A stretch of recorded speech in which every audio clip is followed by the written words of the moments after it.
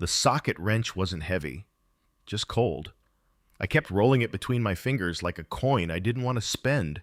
It had been mine, bought it with my own money, used it on my first car, even etched my initials into the handle. Now it sat useless in my hand, just one of the few things I managed to salvage before everything else disappeared. Dad didn't say anything when I asked about the toolbox. Just glanced past me like I'd asked him if it was going to rain. And for a second, I genuinely thought I was losing my mind. Because who the hell gives away someone else's tools? But let me back up a bit. I'm 32. Name's Marcus.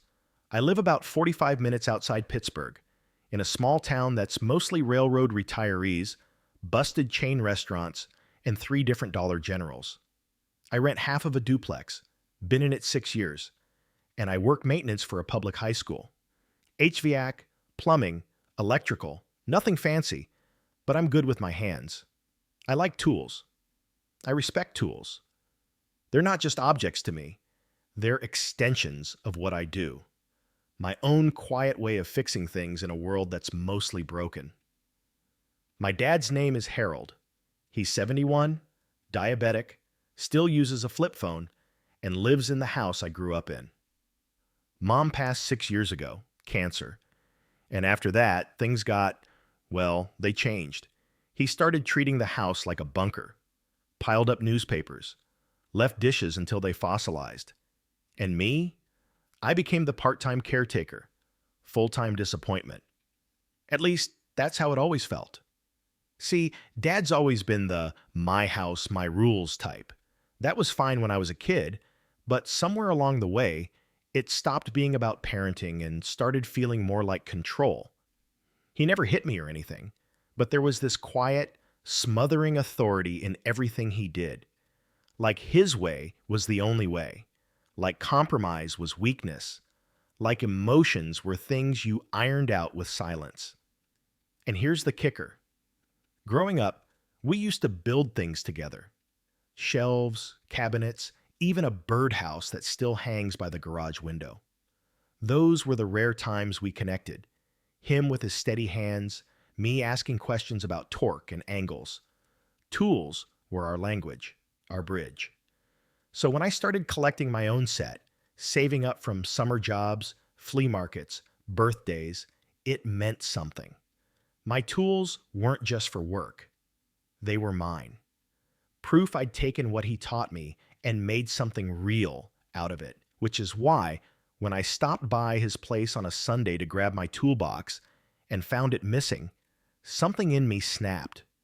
It was late October, leaves crisping along the curb. I'd just gotten off a shift, still in my coveralls, and figured I'd swing by Dad's place to pick up a few things. He knew I was coming. I'd texted him that morning, but as usual, no response. That wasn't new. Half the time, he didn't check his phone unless the thing buzzed loud enough to scare the cat. I parked on the street and walked up the cracked driveway. The garage door was already open. That was strange. Dad never left it open past sunset. I stepped inside and looked around. The workbench was clean. Too clean. My red Craftsman box, the one I kept padlocked, the one with my initials burned into the underside, was gone. All the drawers were open and empty. The pegboard hooks hung like they were waiting for ghosts to return. Even the oil-stained rag I used to wipe down my socket set was gone. I just stood there, not moving, not breathing. "Dad," I called out, "where's my toolbox?" No answer. Just the sound of the old fridge humming from inside the house. I found him in the kitchen, standing at the counter with a jar of pickles. He looked up like I'd caught him sneaking a cigarette and said, "Didn't know you still needed that thing." That's what he said, word for word. "Didn't know you still needed that thing." Let me explain something about my dad. He doesn't throw things away. He doesn't give things away. He hoards. He saves receipts from 1993. He's got VHS tapes of golf tournaments he never watched. So for him to suddenly not know, I needed a fully stocked, locked, clearly labeled toolbox. That wasn't absent-mindedness. That was disrespect. "Where is it?" I asked, trying to keep my voice steady. He shrugged. Shrugged. "Guy from church needed it. Said he was starting work at the shop down on River Road. Figured he'd put it to better use." Wait. You gave it away?" He didn't even look up. Just twisted the pickle jar and set it down like we were talking about leftover meatloaf. "You gave away my tools," I said again, slower this time, like I was trying to convince myself I'd heard wrong. "You weren't using them. I use them every week." He made this sound, a kind of grunt-snort hybrid that he uses when he thinks someone's being dramatic. I hadn't heard it in years, but it came back like a punch to the gut. "I've got my own set," he said. "Yours were collecting dust." "You didn't think to ask?" He finally looked at me then. "It's just tools, Marcus. Don't be so sensitive." There it was. Just tools. Not the hours I spent building that collection. Not the fact that I paid for every piece myself. Not the fact that some of them were gifts from friends, mentors, people who mattered. Just tools. I left. Didn't even wait for the rest of his justification. I drove home with my fists clenched so tight around the steering wheel that my fingers tingled. I kept thinking about the time he made me return a borrowed wrench to his friend because a man takes care of what belongs to him. I remembered him yelling at me for leaving his pliers out in the rain when I was 9. I remembered how he'd lectured me about respect, about how you treat other people's things like they're your own, but apparently that didn't apply to me. Apparently, I was the exception. I didn't sleep that night. Just laid on the couch, staring at the ceiling, cycling through every word I wanted to say to him and every way it would be ignored. The betrayal sat on my chest like a cinder block. And then I had an idea. It wasn't petty. It wasn't revenge. It was balance.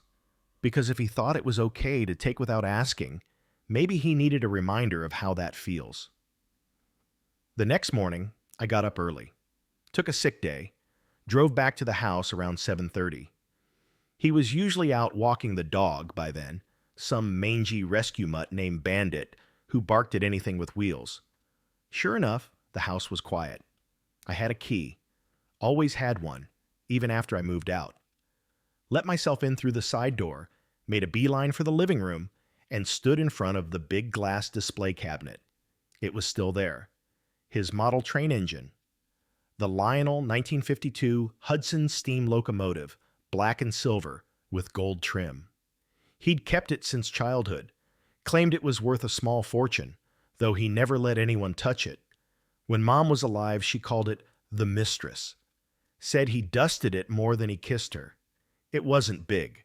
Maybe 10 inches long, heavy as hell, real metal. It had its own velvet stand inside the glass case, like it was royalty. I opened the cabinet, lifted it carefully, and walked out. I didn't smash it. I didn't sell it.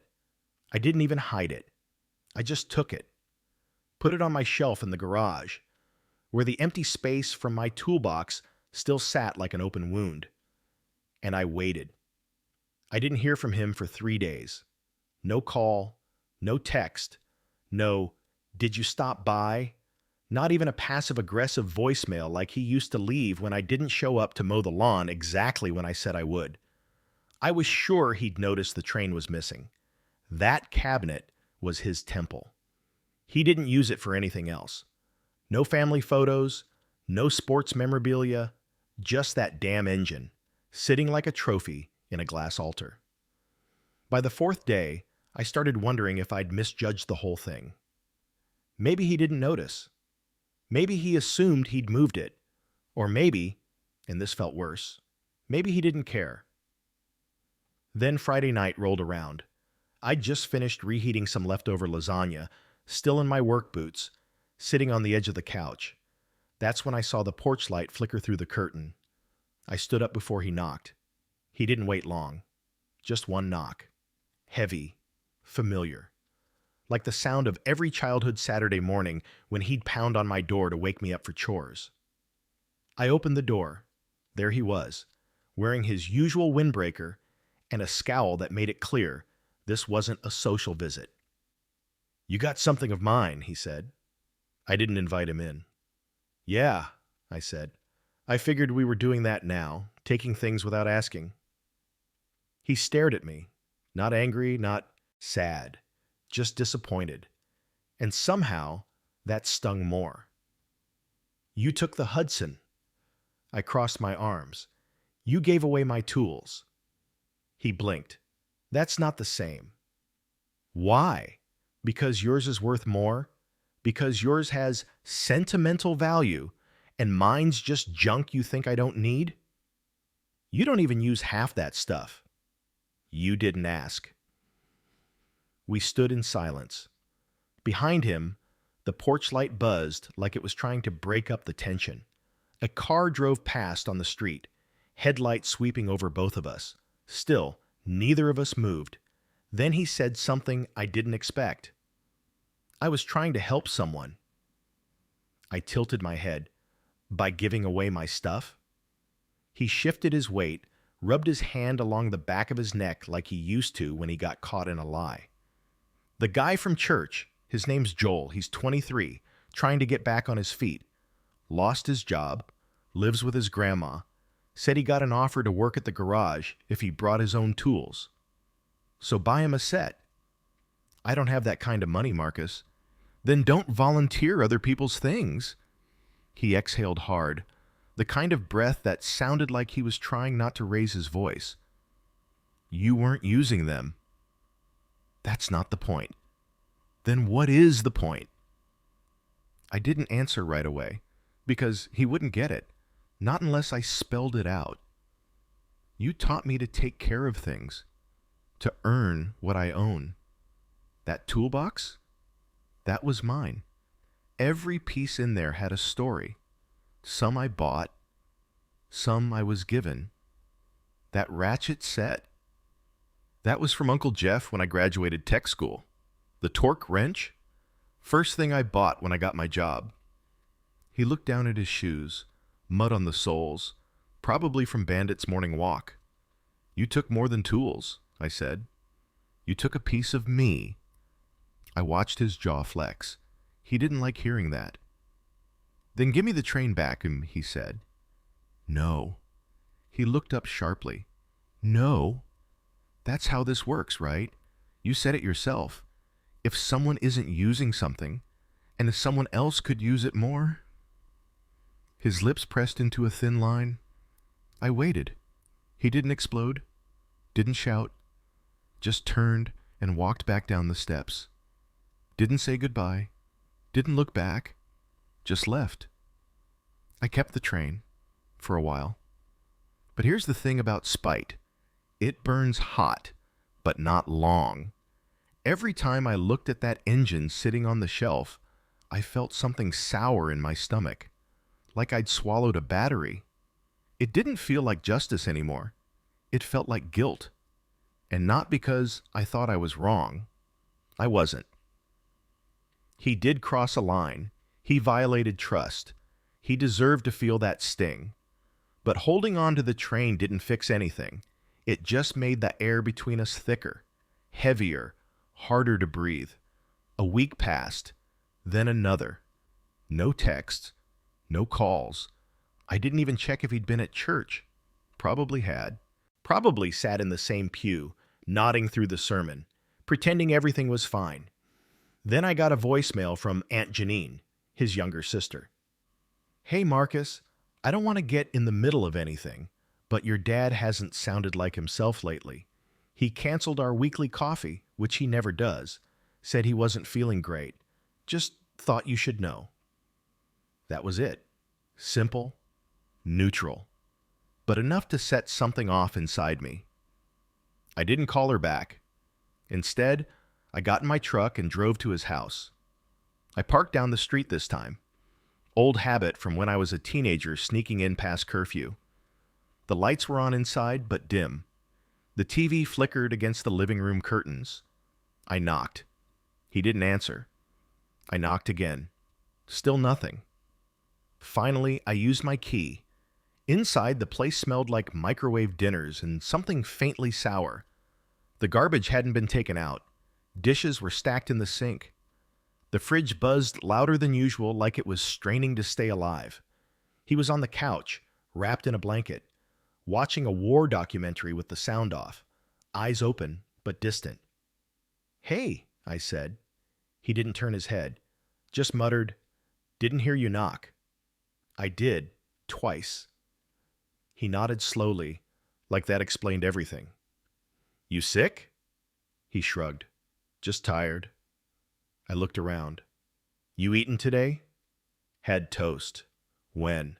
"Don't remember." I sat on the recliner across from him, the one Mom used to read in. The cushion still had the faint dip from her weight, like a memory frozen in foam. I didn't say anything for a while. Just listened to the silent explosions on the screen. Soldiers running in black and white. Gunfire we couldn't hear. Finally, I said, "I'm bringing your train back." His eyes flicked over to me. "I shouldn't have taken it," I continued. "But you shouldn't have given away my tools." "I know." I blinked. "You do?" He nodded, slow. "Was trying to do something good. Didn't think it through." "That's new." He cracked a faint smile. "Even old men can learn." We sat in silence again, but it was different this time, softer, less sharp around the edges. Then he asked, "You still got that engine?" I nodded. "Wrapped in a towel. On my passenger seat." "Good." He shifted in his seat, winced like his back had caught. "I shouldn't have taken from you," he said. "But maybe I was trying to hold on to something. I see you less. Your mom's gone. The house is quiet. Giving those tools away made me feel like I was still part of something." I swallowed hard. "You don't have to give away parts of me to feel that," I said. He nodded. "I know that now." "Do you want it back?" "The engine?" "Yeah." He looked at the TV. The soldiers had stopped running. Now it was just rubble. "Not tonight," he said, "but soon." He made us grilled cheese that night. He complained I didn't use enough butter.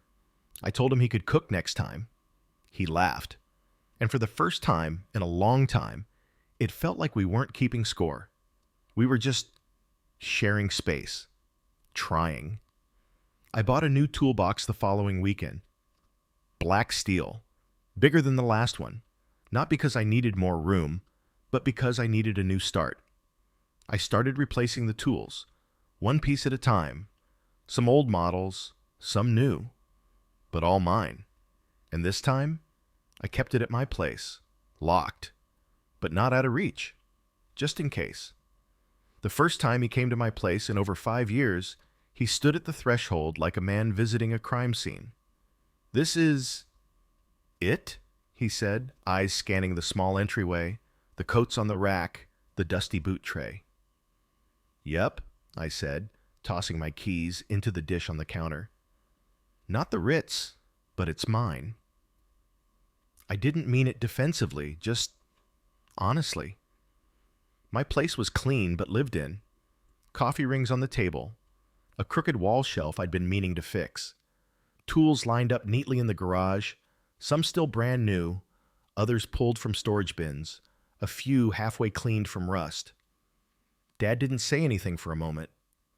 Then he took a single step inside and said, "You painted the walls." That made me laugh. "Yeah, a few years ago. Kitchen, too. I didn't think you'd notice." "Used to be that pale yellow." I nodded.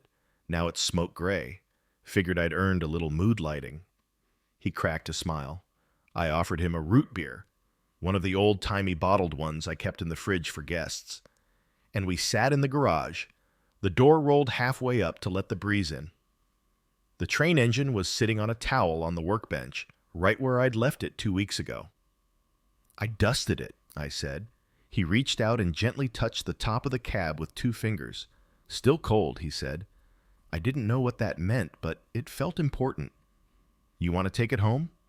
He shook his head. Keep it a little longer, if you don't mind. I didn't. Not anymore. We didn't talk much about the tools after that, not directly anyway, but something between us shifted, like a knot had been loosened. He started calling again, not every day, but enough. Sometimes to ask about a noise the car was making, sometimes just to tell me something funny the dog did, and once just to say, "Hey, I was thinking about those grilled cheeses. Next time, double the butter." It wasn't perfect, but it was something. Then one day, I got a call that knocked the air out of me. It was a Tuesday.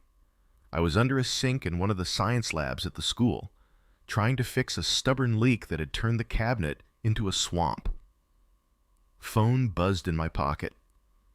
"Marcus?" It was Janine again. Her voice was tight, words fast. "Your dad collapsed at the post office. They've got him at St. Luke's. I'm heading there." Now. I don't remember driving there.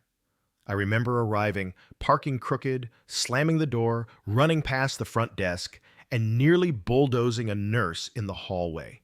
I found him in a hospital bed, pale as chalk, oxygen tube under his nose, machines beeping with quiet menace. He blinked when he saw me, tried to say something. I leaned in close. He said, "Didn't eat breakfast." Then he passed out again. It wasn't a heart attack. It was low blood sugar. He'd skipped meals. Again. But this time, it caught up with him. The doctors said it was manageable, that they'd keep him overnight for observation. I sat in the chair next to him, elbows on my knees, staring at his hands. They looked smaller than I remembered, older, liver spots spreading like slow moss. That night, I drove back to his house to feed Bandit and grab a few things. His kitchen was worse than before. No fresh food, expired milk, a single apple that had turned to mush in the fruit bowl. And on the table, a stack of unopened mail, bills, medical pamphlets, a flyer from the church about a fundraiser for Joel, the kid he'd given my tools to. I picked up the flyer. There was a photo of Joel smiling with a rebuilt engine behind him. The caption read, "Thanks to your generosity, I got my second chance." For a second, I felt this strange mix of emotions: anger, pride, guilt, gratitude. I put the flyer in my pocket. Back at the hospital the next morning, Dad was sitting up, sipping bad coffee from a paper cup. "You look like hell," I said. "Yeah? Well, at least I'm not the guy crying over a dog dish," he replied. I rolled my eyes. I wasn't crying. The dog just licked my face unexpectedly. He chuckled, then winced. "Don't make me laugh. Hurts." I sat down, pulled the flyer from my pocket and handed it to him. He studied it for a moment. His hand trembled slightly as he turned it over. "I didn't know they were doing this," he said. "Looks like he's doing okay." Dad nodded. "I'm still pissed you gave away my stuff," I said. "But I get it now. You were trying to do something good. You just forgot I existed in the process." He looked up. "That's not true." "Isn't it?" He didn't answer. Instead, he said, "I wasn't trying to forget you. I think I was trying to reconnect with something. I didn't know how to reach you anymore." I let that sit. Then I said, "Start with breakfast." He squinted. "Huh? From now on, we do Sunday breakfast. You don't skip meals. I check your fridge once a week. You want to reach me? That's how." He smiled. "Deal," he said. We started small. Pancakes one week, scrambled eggs the next. He didn't say much during those breakfasts, just made sarcastic comments about my coffee being too strong or my bacon being too limp. But he came every week. And little by little, he started asking about my life, about the school, about the new tools I was collecting. And one Sunday, without warning, he handed me a small package. "Open it," he said. Inside was a rusted-out ratchet, handle cracked, grip worn smooth. I looked up. Is this? First tool I ever owned, he said. Got it when I was 14. Worked on my bike with it, then the lawnmower, then your mom's old Corolla. I held it like it was glass. I figured, you're the only person I know who'll treat it right. My throat tightened. Thanks, I said. I will. He nodded. Don't let Bandit chew it. After that, something else changed. We started building again. Not birdhouses this time. Shelves, a cabinet, a ramp for Bandit when his hips got stiff. Sometimes he'd stop mid-cut and say, "Remember when you stripped that screw and cried like the world was ending?" I'd groan. "You said I had the patience of a drunk squirrel." He'd grin. Still true. But the jabs didn't hurt anymore. They were home. Something we built, one plank at a time. And in the background, always, was that little engine on the shelf, waiting, watching. Proof that sometimes you can take something and give something back, if you're willing to try. Dad's health didn't bounce back like the doctor said it might. At first, I told myself it was age. He was in his 70s after all. Getting up slower, breathing a little harder after walking across the yard, that kind of thing. But then it became clearer. The hospital visit wasn't a one-off. It was a warning shot. He'd forget what day it was sometimes. Or he'd leave a burner on. Not long, but long enough. The old flip phone stayed dead for days because he kept forgetting to charge it. Bandit's water bowl went dry twice in the same week. Still, he insisted on living alone.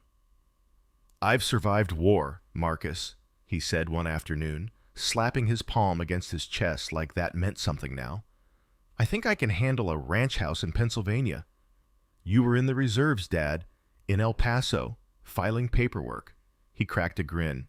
"Still counts." But even he knew it didn't. Not now. So we made a deal. He'd keep the house, and I'd check in every day. Not once a week, not just Sundays. Every single day. Sometimes in person, sometimes by phone, sometimes with a text and a picture of Bandit's goofy face just to get a smile. In return, he agreed to let me install a few things. Grab bars in the bathroom, better lighting in the hallway, a monitored glucose tracker that sent alerts straight to my phone if he dipped too low again. He grumbled, called me a helicopter kid. I called him a stubborn fossil. And for a while, that balance worked. Until it didn't. The first real scare came on a Wednesday. I was working overtime at the school. Heating unit in the gym had shorted out again. And I missed our usual morning call. It wasn't until lunch that I saw the text from the glucose monitor. Level low, 54 mdl, no user response. I bolted. No goodbye to the secretary. No paperwork.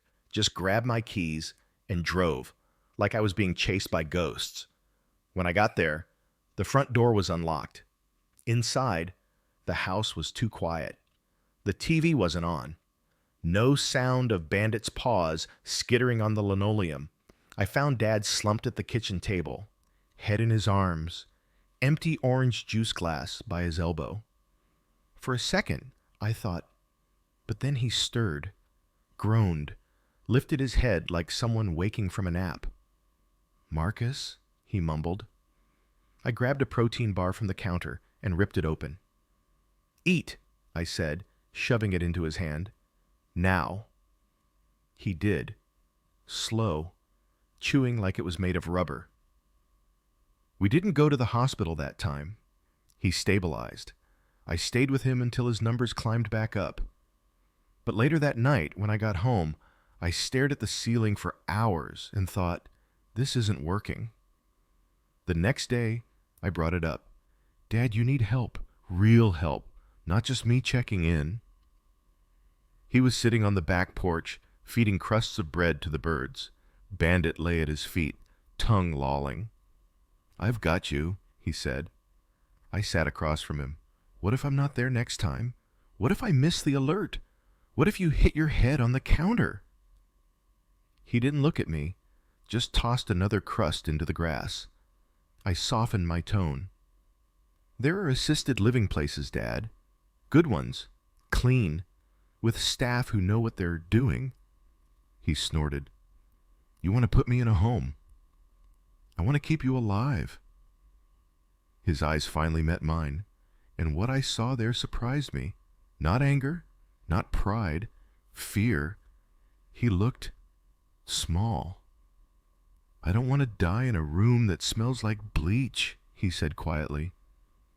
I don't want to sit in a recliner all day while strangers wipe my mouth. You're not there yet, I said, but you might be soon.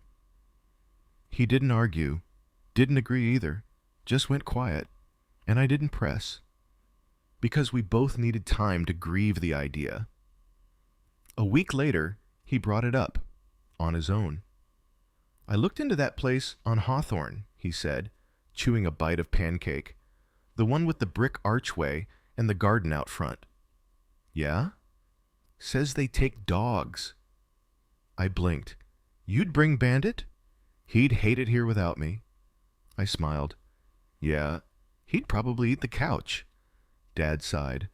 I'm not ready yet, but when I am, I'll go there. I reached across the table and squeezed his wrist, just once. Okay, I said.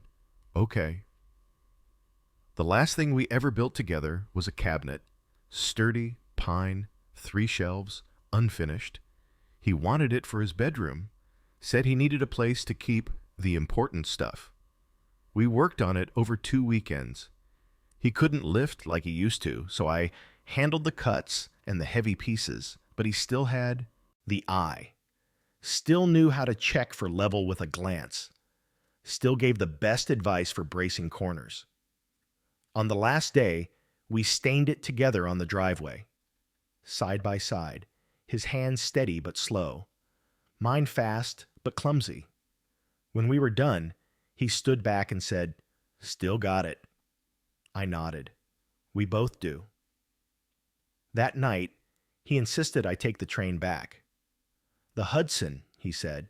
It should be yours. I shook my head. It's yours. Always will be. He didn't argue, just said, Then hold on to it, for now. 2 weeks later, he collapsed again. This time for real. Neighbor found him on the porch steps. One shoe on, glasses cracked. Bandit barking his head off like an alarm. The hospital called me before the ambulance left his driveway. When I got there, they were running tests. Chest scan, blood work, brain MRI. Words like mini-stroke and TIA floated through the halls like poison. He was awake, alert, but his speech was slurred, and one eye drooped slightly. I'm fine, he mumbled when I leaned over him. Stop looking at me like that. I didn't reply, didn't need to. We both knew this was the line, the one we'd been creeping toward all year, the one you don't uncross. He moved into Hawthorne 2 weeks later. I helped pack up the house. Closets, photos, tools, old coats, receipts dating back to 1989. We donated most of it, kept the essentials, boxed up memories in plastic tubs, and labeled them with shaky Sharpie letters. When we got to the garage, I hesitated. Want to keep any of these, B? I asked, gesturing to the wall of tools he hadn't used in years. He glanced at them. Shrugged. Pick your favorites, he said. The rest can go. I picked the ones I remembered him using when I was a kid. The heavy drill, the saw with the handle wrapped in tape, the hammer with the initials scratched into the side. He watched me silently. Then, after a long pause, he said, Leave the bench. Why? In case the next kid needs it. I didn't ask what he meant, just nodded. Moving day was quiet. No speeches, no tears. Just Bandit whining in the back seat and Dad cracking jokes about the food tasting like retirement. When we set up his room, he took out the stained pine cabinet we'd built, placed it against the wall, under the window. Then, from a box marked Fragile, Top shelf only, he pulled out the Hudson, placed it on the top shelf, stepped back, and smiled. "Perfect," he said. "Now I visit every Sunday, same as always. Sometimes we talk, sometimes we don't. Sometimes we just sit in his small room and watch birds out the window while Bandit naps at his feet. He's slower now, softer, but sharper too, more aware. Last week, he said something I won't forget. I thought losing things meant I was losing myself, but it turns out the things weren't the part that mattered." I looked at the Hudson on the shelf, then at him, and realized he wasn't just talking about tools or trains. He was talking about us. Dad had been at Hawthorne for almost 9 months when I realized the house didn't feel like his anymore. It was subtle at first. The mailbox began to rust. The grass grew a little taller between mows. His scent, the one I'd always associated with sawdust and Old Spice, faded from the carpets and walls, replaced by dry air and detergent. And yet, the workbench in the garage remained untouched. I hadn't moved it, not because I needed it. My garage had everything I used now, but because something about that old wooden bench felt sacred. I'd wiped it down, covered it with a tarp, but I couldn't bring myself to disassemble it or donate the tools he said could go. Some were rusting. Some still had dirt from 20 years ago caked into the handles. It was like a shrine, or a question I hadn't answered yet. Then came winter. Dad's condition was mostly stable, but age does what it does, slowly, methodically. He needed a walker now. Bandit had to be carried up the stairs to his vet appointments. I started bringing meals to Hawthorne every Sunday instead of meeting him at the common dining area. He said it made him feel more like himself. On one visit, I noticed the Hudson had been moved, not off the shelf, but turned slightly, angled, like he'd stared at it a long time before deciding to reorient it. I didn't ask why, but a week later, he told me. "I used to think it was the most valuable thing I owned," he said. "Now I think, maybe it's the most dangerous." I blinked. "Dangerous how?" He rubbed the back of his neck, something he did when thinking too hard. "Because I wrapped too much of myself up in that little thing. It stopped being a memory, started being a boundary. Like, if I could protect that, I could protect everything I was, even when I couldn't." I didn't know what to say to that, so I said nothing. He looked out the window. "The cabinet you and I built? That's worth more now. That's got our fingerprints in the wood grain." Spring arrived quietly. The robins came back. The air lost its bite. Bandit passed away in his sleep on a Wednesday morning, curled up at Dad's feet. He didn't cry. Neither did I. But we sat for a long time on the little couch in his room, saying nothing, as the sun came through the blinds and warmed the train engine. A few weeks later, Hawthorne called. His blood pressure had dropped suddenly overnight. They'd stabilized him, but the doctor said it was time to have conversations. That phrase hit harder than I expected, like an airbag to the chest. I showed up the next morning with fresh sheets, a new pair of slippers, and a thermos of the coffee he liked. The bitter stuff he always claimed was gas station quality. None of that frou-frou crap. He drank half a cup. Didn't touch the slippers. We sat and watched the ceiling, fan spin. "I want to go home," he said. I looked at him. "The house?" "No, not the house." He didn't elaborate, but I think I knew what he meant. He lasted 3 more days. I was there for all of them. On the last one, he slipped in and out of sleep, murmuring old addresses, names of people I didn't recognize, maybe neighbors from decades ago, maybe soldiers from the base. Just before midnight, he opened his eyes one last time. "Still got the wrench?" he whispered. I nodded, tears already in my throat. "Good man," he said. And then he was gone. The funeral was small, just family, a few folks from the church, and two staff members from Hawthorne who said he used to make them laugh every Tuesday by pretending to have amnesia and then asking for pie. I gave the eulogy, talked about the stubbornness, the silence, the grilled cheese, the cabinet, the train. I didn't talk about the tools, not directly, but I ended with something that felt like a truth between us. Some people leave behind money, or land, or trophies. My dad left behind something else. He taught me how to fix things, not just with my hands, but with time, and silence, and the willingness to say, yeah, I screwed up, but I'm still here. Afterward, I took the Hudson home. This time, it didn't feel like a trophy or a hostage. It felt like an heirloom. I placed it on the same shelf where my first toolbox used to sit. Then I hung the ratchet, the one he gave me, on the wall above my new workbench. I started building again. Not cabinets or shelves, but something quieter. Letters, stories, memories. Because sometimes what you take isn't about revenge. It's about starting the conversation someone else was too proud to begin. And sometimes what you give back is the rest of the story. If this story moved you, subscribe for more real-life confessions and emotional journeys like this one.